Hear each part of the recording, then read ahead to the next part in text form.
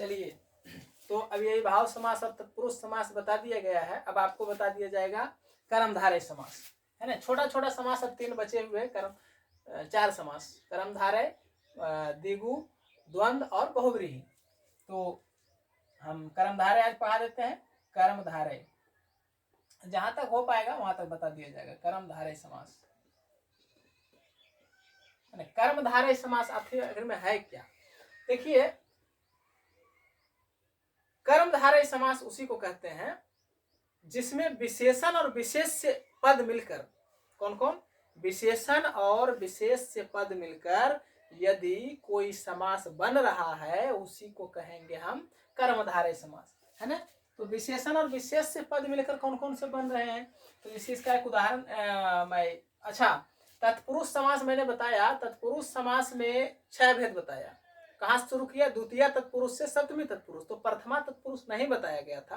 तो यह जो कर्मधारय समास है, कर्मधारय समास को ही प्रथमा पुरुष कहते हैं। प्रथम तत्पुरुष समास के 6 भेद होते हैं। तो एगो प्रथम तत्पुरुष जो है उसको छोड़ दिया गया था, उसको उसका भाग नहीं बताया गया था। लेकिन कर्मधारय समास तत्पुरुष का ही भेद है। और जो प्रथम तत्पुरुष है, तो प्रथम तत्पुरुष को ही कर्मधारय समास कहते हैं और इसी को समानाधिकरण भी कहते हैं। तो ये कर्मधारय समास क्या है, इसका परिभाषा हम लिखते हैं। पहचानने का नियम है इसमें कर्मधारय में इसमें विशेषण तथा विशेष पदों का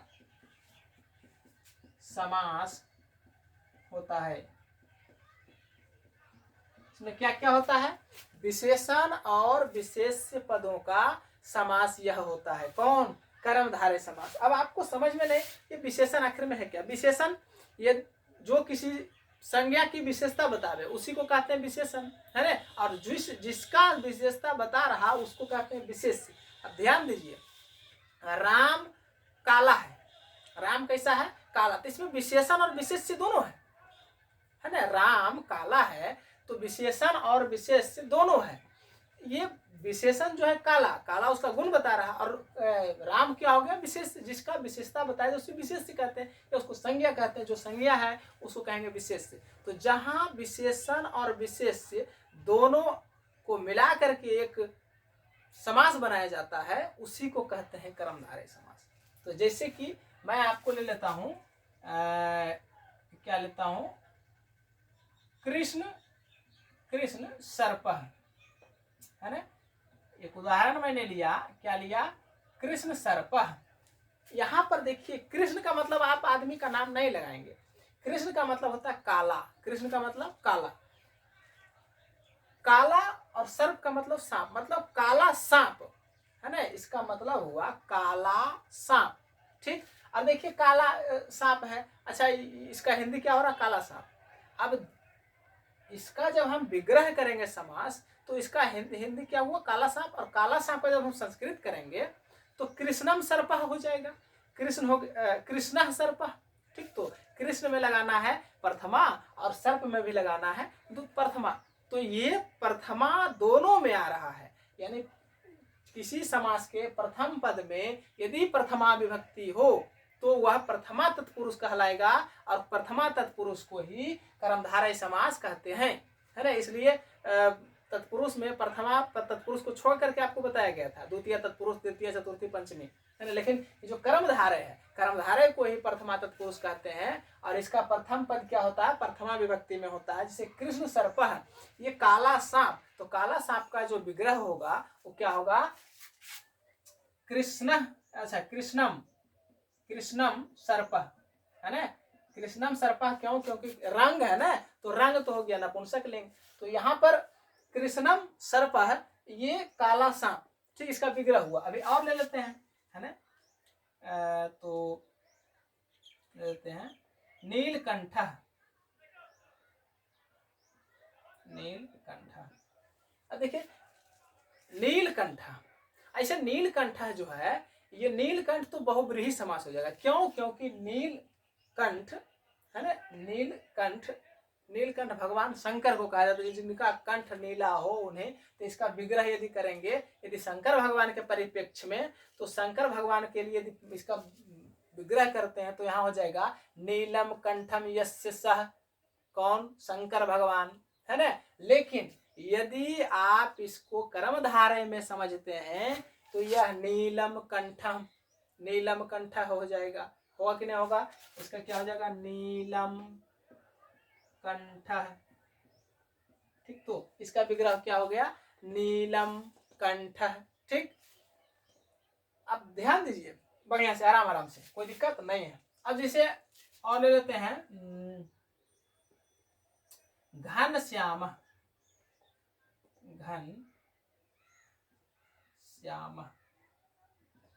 देखिए काला बादल, घन श्याम का मतलब क्या होता है? घन मतलब बादल और श्यामा मतलब काला, है ना। देखिए इसमें श्याम क्या आ गया है? विशेषण, और घन आ गया विशेष, जिसका विशेषता बता रहा है। तो विशेषता किसका बता रहा है? बादल का।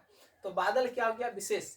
तो काला बादल, इसका मतलब क्या होता है? काला बादल। तो यहाँ घन इव श्याम हो जाएगा, घन इव श्याम, है ना, घन इव श्याम। अब एक और उदाहरण लेते हैं, नीलोत्पलम, है ना, नीलोत्पलम, नीलोत्पलम, नीलोत्पलम।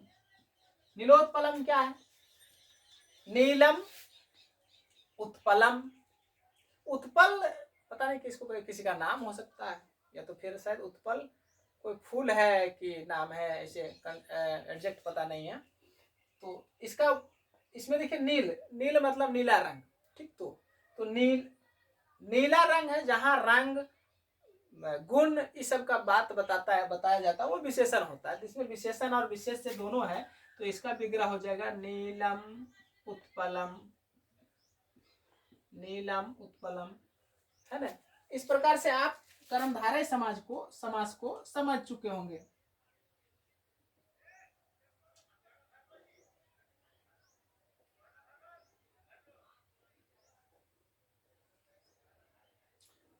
चलिए अब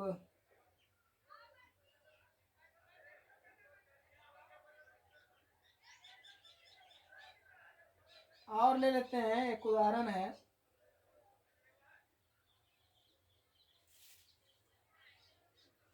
पीत धवला। क्या है? पीत धवला, है ना। तो पीत धवला का क्या हो जाएगा विग्रह, समास विग्रह? पीतम, पीतम धवला, पीतम धवला। अच्छा, एक होगा पीताम्बरः, पीताम्बरम, सॉरी, पीताम्बरम। पीताम्बरम का मतलब होता है पीला वस्त्र।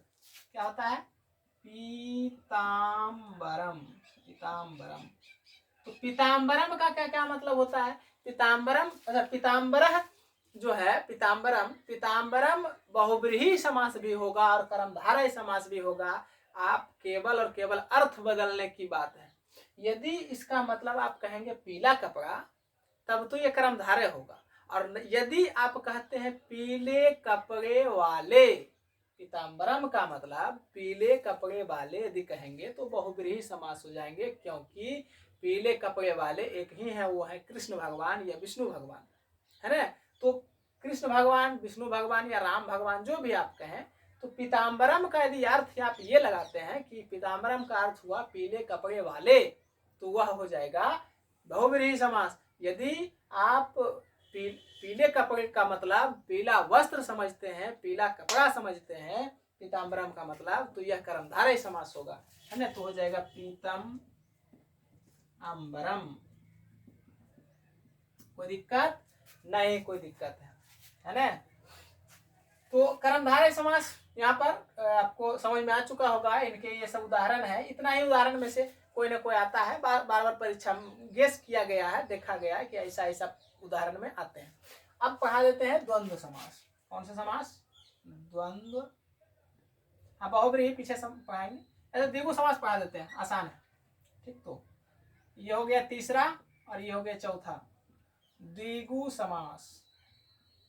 द्विगु समास एकदम एकदम आसान है, इसमें कोई दिक्कत नहीं है, कोई दिक्कत है ही नहीं।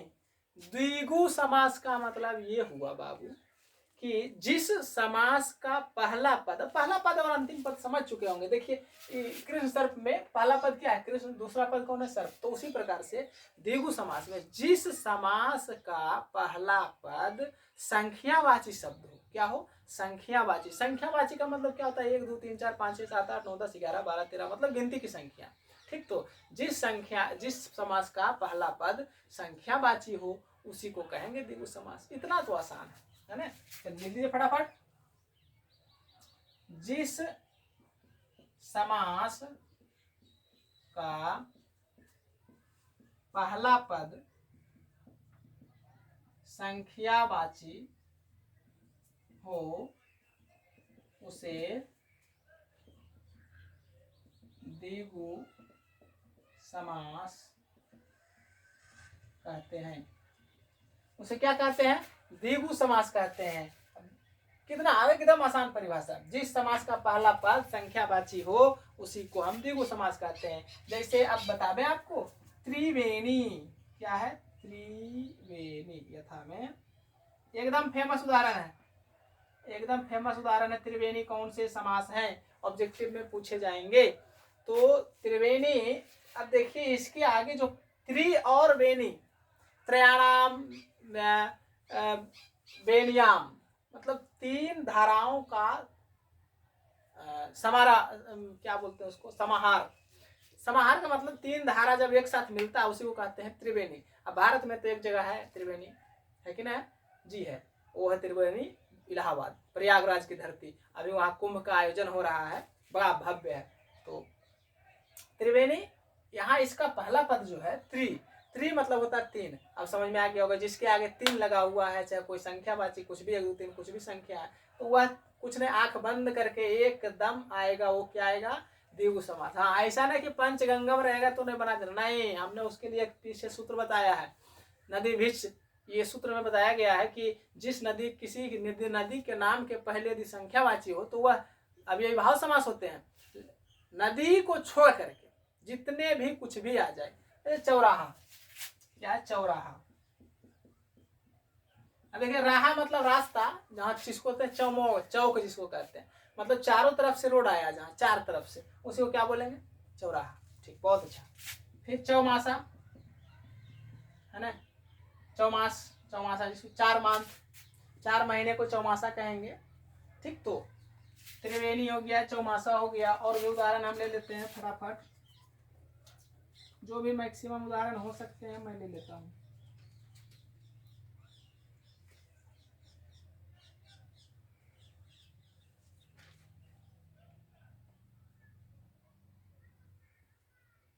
द्विगु समास के उदाहरण,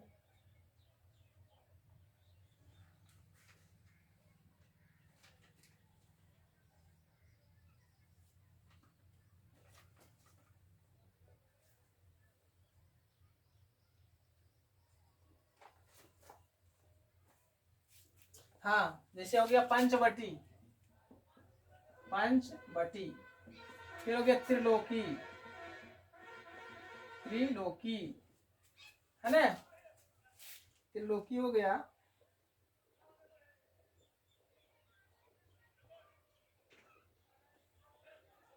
त्रिलोकी हुआ, पंचसती,